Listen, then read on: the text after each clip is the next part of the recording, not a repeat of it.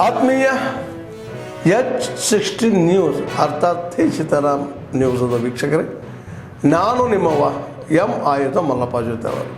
ತಾವು ಈಗ ಸುದ್ದಿಗಳ ಲೋಕಕ್ಕೆ ಎಂಟ್ರಿ ಹೊಡಿತಾ ಇದ್ದೀರಿ.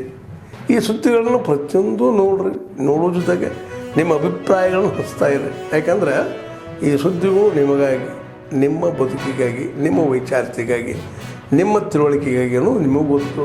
ಜೊತೆಗೆ ನಮಗೂ ನಿಮ್ಮೊಂದಿಗೆ ಇದೊಂದು ಮಾತಾಡುವಂಥ ಜೊತೆಗೆ ಸುದ್ದಿಗಳನ್ನು ಬಿಡುವಂಥ ಕೆಲಸ. ಈ ಕೆಲಸದಲ್ಲಿ ನಾವು ನಿಮ್ಮೊಂದಿಗಿದ್ದೀವಿ ಅಂತ ಹೇಳ್ತಾ ನೋಡ್ತಾ ಇರಿ ಸುದ್ದಿಗಳನ್ನು. ಸ್ಥಾಪನೆ ಮಾಡಿದವರು ಉತ್ತರ ಕರ್ನಾಟಕ ಮತ್ತು ಇದು ಕರ್ನಾಟಕ, ಉತ್ತರ ಕರ್ನಾಟಕ, ದಕ್ಷಿಣ ಕರ್ನಾಟಕ ಅಂತ ದಕ್ಷಿಣ ಕರ್ನಾಟಕ ಏನು ಸವಲತ್ತು ಸಿಗ್ತಾವಲ್ಲ ಆ ಸವಲತ್ತು ನಮ್ಮ ಉತ್ತರ ಕರ್ನಾಟಕ ಸಿಗೋಲ್ಲು. ಉತ್ತರ ಕರ್ನಾಟಕ ಸಿಗೋಲ್ಲ ಅಂಥೇಳಿ ಉತ್ತರ ಕರ್ನಾಟಕ ಹೋರಾಟ ಸಮಿತಿಯಿಂದ ಆಗಲಿ ಅಥವಾ ಉತ್ತರ ಕರ್ನಾಟಕ ಎಲ್ಲ ಬುದ್ಧಿಜೀವಿಗಳು ಎಲ್ಲರೂ ಸೇರಿ ನಾವು ಉತ್ತರ ಕರ್ನಾಟಕದ ಬಗ್ಗೆ ಅನೇಕ ಬಾರಿ ಹೋರಾಟ ಮಾಡಿದ್ವಿ. ಆದರೂ ಅದು ನಮ್ಮದು ಯಾವುದೂ ಇನ್ನೂವರೆಗೆ ಆಗಲಿ ನಮ್ಮದು ಯಾವುದೂ ಒಂದು ಸರ್ಕಾರ ಲೆವೆಲ್ದೊಳಗೆ ಅಂದ್ರೆ ವಿಧಾನಸೌಧದಾಗ ಯಾವುದೂ ಚರ್ಚೆಗೆ ಬರಲಿಲ್ಲ. ಇಲ್ಲಿ ಉತ್ತರ ಕರ್ನಾಟಕದಾಗ ಬೆಳಗಾವಿ ಅಧಿವೇಶನದಾಗೂ ನಮ್ಮನ್ನ ಬರೀ ಸ್ಟ್ರೈಕ್ ಮಾಡೋ ಸಂಬಂಧ ಅಧಿವೇಶನ ಕರೀತಾರತ್ತೇನೋ ನಮ್ಗೆ ಅನ್ಸಾಗ್ತೈತಿ. ಯಾಕಂದರೆ ಇಲ್ಲಿ ಉತ್ತರ ಕರ್ನಾಟಕದ ಯಾವುದೂ ಒಂದು ಸಮಸ್ಯೆ ಬಗ್ಗೆ ಯಾರೂ ಮಾತಾಡ್ತಾ ಇಲ್ಲ. ಹೀಗಾಗಿ ನಾವೇನು ಮಾಡಿದ್ವಿ, ನಾವು ಬರೀ ಬರೋದು ಒಂದು ಅರ್ಜಿ ಕೊಡೋದು ಅಥವಾ ಒಂದು ಅರ್ಜಿ ಕೊಡೋದು ಹೋಗೋದು ಮಾಡೋದ್ರಿಂದ ನಮ್ಮ ಉತ್ತರ ಕರ್ನಾಟಕದ್ದು ಏನೂ ಸಮಸ್ಯೆಗಳು ಪರಿಹಾರ ಆಗ್ತಾಯಿಲ್ಲ. ಹೀಗಾಗಿ ನಾವೇನು ವಿಚಾರ ಮಾಡಿದ್ವಿ, ನಾವು ಉತ್ತರ ಕರ್ನಾಟಕದವ್ರು ಸಣ್ಣವರು ಎಲ್ಲರೂ ಸೇರಿ ಒಂದು ಪಾರ್ಟಿ ಮಾಡಬೇಕಂತೇಳಿ ನಾವೊಂದು ಪಕ್ಷ ಮಾಡಿದ್ವಿ. ಅದರ ಹೆಸರು ಕಿತ್ತೂರು ಕಲ್ಯಾಣ ಕರ್ನಾಟಕ ಸೇನೆ ಅಂತೇಳಿ ಒಂದು ಪಕ್ಷ ರಿಜಿಸ್ಟ್ರೇಷನ್ ಹೋದ ವರ್ಷದೊಳಗೆ ಆಯಿತು. ಈಗ ಅದನ್ನು ನಾವು ಈಗ ಚಾಲನೆಯಲ್ಲಿ ಮೊನ್ನೆ ಬಸವ ಜಯಂತಿ ದಿವಸ ನಾವು ಚಾಲನೆ ಕೊಟ್ವಿ. ಈಗ ನಮ್ಮ ಇಲ್ಲಿ ಬೆಳಗಾವಿ ಒಳಗೆ ನಮ್ಮ ನೇರವಾಣಿ ಮೇಡಮ್ ಅವ್ರನ್ನ ರಾಜ್ಯ ಮಹಿಳಾ ಅಧ್ಯಕ್ಷರನ್ನಾಗಿ ಆಯ್ಕೆ ಮಾಡಿದ್ವಿ. ಇವತ್ತು 11 ತಮಗೆ ಇದನ್ನು ಮಾಡಿ ಅವ್ರದ್ದೊಂದು ಆದೇಶ ಪತ್ರವನ್ನು ಕೊಡ್ತೀವಿ. ಇವತ್ತಿನಿಂದ ಅವರು ಮಹಿಳಾ ಅಧ್ಯಕ್ಷರನ್ನಾಗಿ ಇದನ್ನು ಮಾಡಿದ್ವಿ. ನಮ್ಮದು ಉದ್ದೇಶ ಏನಂತ ಗೊತ್ತಾ ಇಲ್ಲಲ್ಲ, ನೀವೆಲ್ಲರೂ ಸೋಷಿಯಲ್ ಮೀಡಿಯಾದಲ್ಲಿ ತುಂಬಾ ಆಕ್ಟಿವ್ ಆಗಿದ್ದೀರಿ. ಯಾರ್ದೋ ಒಬ್ರು ನೀವು ಒಂದು ಫೋಟೋ ತೆಗೆಯುತ್ತೀರ ವಿದೌಟ್ ಅವ್ರ ಪರ್ಮಿಷನ್ ತಗೊಂಡು ಅದು ನೀವು ಸೋಷಿಯಲ್ ಮೀಡಿಯಾದಲ್ಲಿ ಪೋಸ್ಟ್ ಮಾಡ್ತಿಲ್ಲ, ಅದು ಸೈಬರ್ ಕ್ರೈಮ್ ಅಂಡರಲ್ಲೇ ಬರ್ತದೆ, IT ಆಕ್ಟ್ ಅಲ್ಲೇ ಬರ್ತದೆ. ಅದು ನೀವು ಏನೊಂದು ಫೋಟೋ ತಗೊಂಡಿರ್ತಿಲ್ಲ, ಆ ಫೋಟೋನ ವಿದೌಟ್ ಆ ಪರ್ಸನ್ ಪರ್ಮಿಷನ್ ಇಲ್ಲದೆ ನೀವು ಸೋಷಿಯಲ್ ಮೀಡಿಯಾದಲ್ಲಿ ಅದನ್ನು ಶೇರ್ ಮಾಡಿದ್ದ ಅಂತಂದ್ರೆ ಅದು ಪ್ರೈವೇಸಿ ವೈಲೇಷನ್ ಅಂತ ಒಂದು ಆಕ್ಟ್ ಸೆಕ್ಷನ್ ಇದೆ. ಆ ಸೆಕ್ಷನ್ ಪ್ರಕಾರ ಕೇಸ್ ರಿಜಿಸ್ಟರ್ ಆಗುತ್ತೆ. ಸೊ ಅದಕ್ಕೋಸ್ಕರ ನೀವು ಯಾವುದೇ ಒಂದು ಫೋಟೋಗಳನ್ನ, ಬೇರೆಯವ್ರ ಫೋಟೋನ ಸೋಷಿಯಲ್ ಮೀಡಿಯಾದಲ್ಲಿ ಶೇರ್ ಮಾಡುವಾಗ ಬಹಳ ಜಾಗರೂಕತೆಯಿಂದ ಮಾಡಬೇಕು. ಒಂದ್ ವೇಳೆ ಅವ್ರಿಗೆ ಅವ್ರ ಪರ್ಮಿಷನ್ ಅವ್ರ ಪರ್ಮಿಷನ್ ತಗೊಳ್ಳದೆ ನೀವು ಏನಾದ್ರು ಪೋಸ್ಟ್ ಮಾಡಿ, ಕಮೆಂಟ್ ಮಾಡಿ, ಶೇರ್ ಮಾಡಿದಾದ್ರೆ ನಿಮ್ಮ ಮೇಲೆ ಕಾನೂನು ಕ್ರಮ ಜರುಗಿಸ್ತಾರ. ಸೊ ಅದಕ್ಕೋಸ್ಕರ ಬೇರೆಯವರು ನೀವೇನೋ ಒಂದು ಹುಡುಗಾಟಿಕೆಗೆ ಅಥವಾ ಇನ್ಯಾವುದೋ ಒಂದು ಉದ್ದೇಶಕ್ಕಾಗಿ ನೀವು ಫೋಟೋ ತಗೊಂಡ್ರು ಅದನ್ನ ಸೋಷಿಯಲ್ ಮೀಡಿಯಾದಲ್ಲಿ ಯಾವುದೇ ಕಾರಣಕ್ಕೆ ಅಪ್ಲೋಡ್ ಮಾಡಕ್ ಹೋಗ್ಬೇಡ್ರಿ.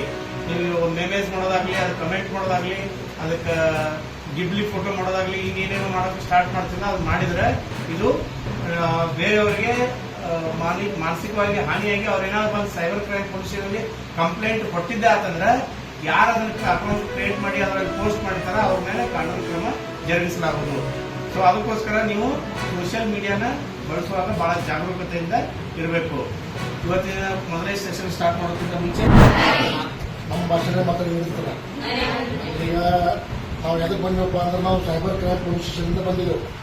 ಈಗ ಆನ್ಲೈನ್ ಎಲ್ಲ ಫ್ರಾಡ್ ಆಗ್ತಿರ್ತಾವೆ. ಈಗ ಎಲ್ಲರೂ ಮೊಬೈಲ್ ಯೂಸ್ ಮಾಡಿದ್ರೆ ಎಲ್ಲರೂ ಯಾರು ಮೊಬೈಲ್ ಯೂಸ್ ಮಾಡೋಂಗಿಲ್ಲ, ಮತ್ತೆ ಯೂಸ್ ಮಾಡೋಲ್ಲ. ಎಲ್ಲರೂ ಯೂಸ್ ಮಾಡ್ತೀರಿ. ಮೊಬೈಲ್ ಯೂಸ್ ಮಾಡಿದ ತಕ್ಷಣ ಮೊಬೈಲ್ದಾಗ ಒಂದಕ್ಕೆ ಫ್ರಾಡ್ ಆಗ್ತಿರ್ತಾವೆ, ಲಿಂಕ್ ಬರ್ತಾವೆ, ವಾಟ್ಸಪ್ ಒಳಗೆ ಫೋಟೋಸ್ ಬರ್ತಾವೆ. ಅದ್ರ ಬಗ್ಗೆ ಎಲ್ಲ ಅವೇರ್ನೆಸ್ ಅಂದ್ರೆ ಜಾಗೃತಿ ಮೂಡಿಸೋಕೆ ಸಲುವಾಗಿ ನಾವು ನಿಮಗೆಲ್ಲ ಸ್ಟೂಡೆಂಟ್ಗಳಿಗೆಲ್ಲ ಬರಾಗ್ತೀವಿ. ಆಲ್ಮೋಸ್ಟ್ ಎಲ್ಲ ಬ್ಯಾಂಕು ಮತ್ತು ನಮ್ಮದು ಕೋಚಿಂಗ್ ಸೆಂಟರ್ಸ್ ಎಲ್ಲ ಯೂಸ್ ಮಾಡಿ ಎಲ್ಲರೂ ಎಲ್ಲ ಹೇಳ್ಕೊಂಡು ಬರಾಕತ್ತೀವಿ. ಯಾಕಂದ್ರೆ ನೀವು ಹೆಂಗೆ ಸ್ಟೂಡೆಂಟ್ ನಿಮ್ಮ ಕೈಯಾಗ ಮೊಬೈಲ್ ಇರಲೇಬೇಕು. ಯಾಕೆ ಆನ್ಲೈನ್ ಕ್ಲಾಸ್ ಅಂದರೆ ಮೊಬೈಲ್ ಎಲ್ಲ ಆನ್ಲೈನ್ ಕ್ಲಾಸ್ ಮೊಬೈಲ್ದಾಗ ಬರ್ತಾವೆಲ್ಲ ನೋಡ್ತಿರ್ತೀರಿ, ಎಲ್ಲ ಮಾಡ್ತಿರ್ತೀರಿ. ಈಗ ಅದ್ರ ಸಲುವಾಗಿ ನಿಮಗೆ ಈ ಜಾಗೃತಿ ಕಾರ್ಯಕ್ರಮ ಹಮ್ಮಿಕೊಂಡೆವು. ಅದ್ರ ಬಗ್ಗೆ ಡಿಟೇಲ್ವಾಗಿ ಎಲ್ಲ ನಮ್ಮ ಟರ್ಲಿಂಗ್ ಎಲ್ಲ ಹೇಳ್ತಾರೆ. ತಮಗೆ ಏನೋ ಕ್ವಶನ್ಸ್ ಇತ್ತಂದ್ರೆ ಕೈ ಎತ್ತಬೇಕು, ಕೇಳಬೇಕು, ಯಾರೂ ಹಿಂಜರಿ ಮಾಡೋದು. ನಿಮ್ಗೆ ಡೌಟ್ ಇತ್ತಂದ್ರೆ ಏನಾರ ಡೌಟ್ಸ್ ಇತ್ತು ಕೈ ಎತ್ತಬೇಕು, ಕೇಳಬೇಕು. ಅವ್ರು ಹಂಗೆ ಹೇಳ್ತಿರ್ತಾರೆ ಅಂದ್ರೆ ನೀವು ಕೇಳ್ಕೊಂಡು ಕುಂದ್ರಬಾರ್ದು. ನೀವೇನು ಕ್ವಶನ್ ಕೇಳಿದ್ರೆ ಅದ್ರ ಅವ್ರು ಪಾಠ ಮಾಡಿದ್ರೆ ಅರ್ಥ ಆಗಿತ್ತಣ್ಣ, ಹೌದಲ್ಲ? ಕ್ವಶನ್ ಮಾಡಿದ್ರೆ ಅರ್ಥ ಆಗಂಗಿಲ್ಲ. ಅವರೆಲ್ಲ ಡಿಟೇಲ್ ಹೇಳ್ತಾರೋ, ಡಿಟೇಲ್ ಹೇಳಿದ ಮೇಲೆ ಒಂದು ಸ್ಟೆಪ್ ಹೇಳ್ತಾರೆ. ಫಾರ್ ಎಕ್ಸಾಂಪಲ್ ಕೊಟ್ಟು ಹೇಳ್ತಾರೆ, ಒಂದೊಂದು ಸೆಂಟೆನ್ಸ್ ಒಂದೊಂದು ಅರ್ಥ ಈಗಿರೋಗಿ है उसके बारे में पूरा डिस्ट्रिक्ट एडमिनिस्ट्रेशन, पूरा जो पुलिस डिपार्टमेंट है पिछले 3-4 दिन से लगातार बस इसी काम पे जुटा हुआ है. पूरा डिस्ट्रिक्ट एडमिनिस्ट्रेशन, हम सब लोग आपके साथ हैं, हम सब लोग आपके साथ हैं.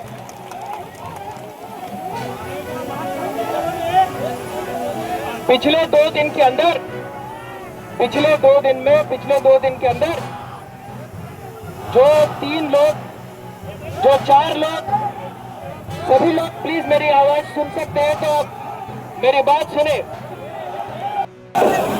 पुलिस डिपार्टमेंट जिला एडमिनिस्ट्रेशन के साथ एक होकर जो 4 लोगों को गिरफ्तार किया है, उसके लिए मैं तहे दिल से पुलिस कमिश्नर का शुक्रगुजार रहूंगा. इसके साथ ही साथ पुलिस डिपार्टमेंट की ओर से डिस्ट्रिक्ट एडमिनिस्ट्रेशन को ये भरोसा दिया गया है कि अगले 1 हफ्ते के अंदर ये जो मामलात हुई है उसके ऊपर कार्रवाई होगी और एक्शन लिया जाएगा. सभी लोग मेरी आवाज जो सुन सकते हैं मेरी बात सुने. ಆತ್ಮೀಯರೇ, ಎಲ್ಲ ಸುದ್ದಿಗಳನ್ನು ನೋಡಿದ್ರಲ್ಲ, ಏನು ಅನಿಸ್ತು ನಿಮಗೆ? ಇದರಲ್ಲೇ ನಿಮ್ಗೆ ಲೈಕ್ ಆಗಿರ್ಬೋದು, ಡಿಸ್ಲೈಕು ಆಗಿರ್ಬೋದು, ಕಾಮೆಂಟ್ ಬೇಡಪ್ಪ ಅಂತೂ ಅನಿಸಿರ್ಬೋದು, ಕಾಮೆಂಟ್ ಮಾಡಬೇಕಪ್ಪ ಅನಿಸಿರ್ಬೋದು, ಶೇರ್ ಮಾಡಬಾರ್ದಪ್ಪ ಅನಿಸಿರ್ಬೋದು, ಅದು ಮಾಡಬೇಕು ಅನಿಸಿರ್ಬೋದು.